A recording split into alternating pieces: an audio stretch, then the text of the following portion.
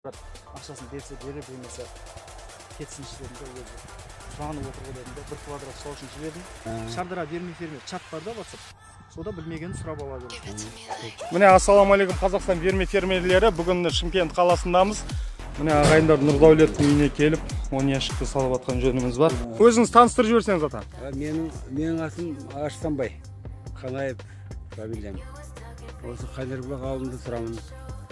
10 квадрат метр жерге жаңағы навоз неғылды. Жуып. Білімді вермий фермерлік оқу орталығының бас директоры. Осылай қызметте жүр. Ящиктерді алып келді. Қазір көрсетеді қалай дұрыс қою керек екенін ящиктерді бортқа.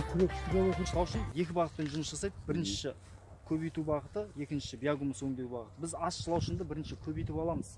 Максималды дәрежеде көбейтіп алған соң барып биогумус өңдеу бағытына өтеміз. Егер де біздер азғандай шылаушынмен биогумус өңдейтін болсақ, ол кезде біз уақыттан да ұтылып қаламыз. Биогумусымыз да аз болады.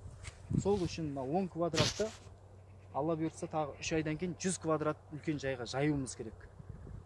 Тезірек. Неғұрлым бұны тезірек жаятын болсақ, соғұрлым аз көп жерде тез көбейіп, тез балылап, жаңағы биогумусты тез өңдейді.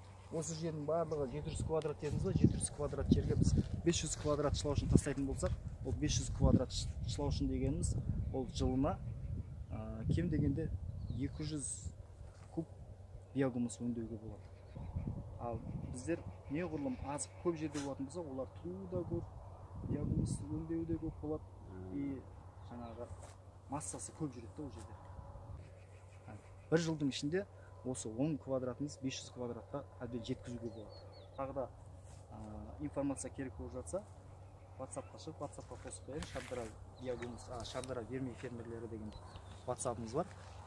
Мына ерте көктемде осы талдар оянбай жатып, биогумустан талдың түбіне мына тал тұрса 60 сантиметр алып, осы жерден қазып, осы жерлерден қазып,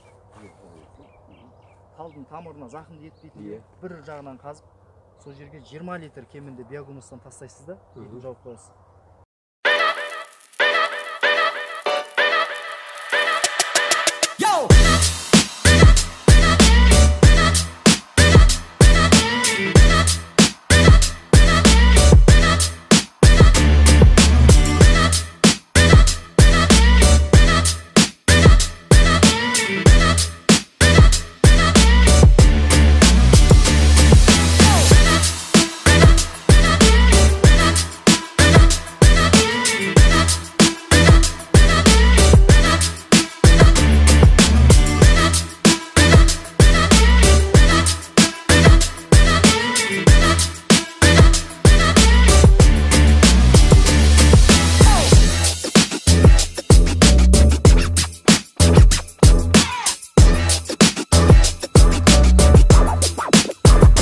Ассалаумағалейкум Қазақстан вермий фермерлері. Міне бүгін Шымкент қаласында Қайнарбұлақ ауылында атамыз 1 квадрат шылаушын алған екен, 10 квадрат шылаушының жерге жайып жатырмыз. Қана ата, батаңыз бер жеңіз бір жұмыс берекесіне. Берекесін берсін, мынау жұмысын жасап жатқан немеремнің айналайын алды ашық болып, Құда қаласа, сендер де аман-есен жүріп, осындай неге елге қызмет ете беріңдер. Осындай жетістіктерің көбейе берсін. Аумин. Айтқаныңыз келсін. Міне осындай Қазақстан вермий фермерлері бүгін Құдай қаласа Шымкентке алып келген жөніміз бар. 1 квадрат метрді.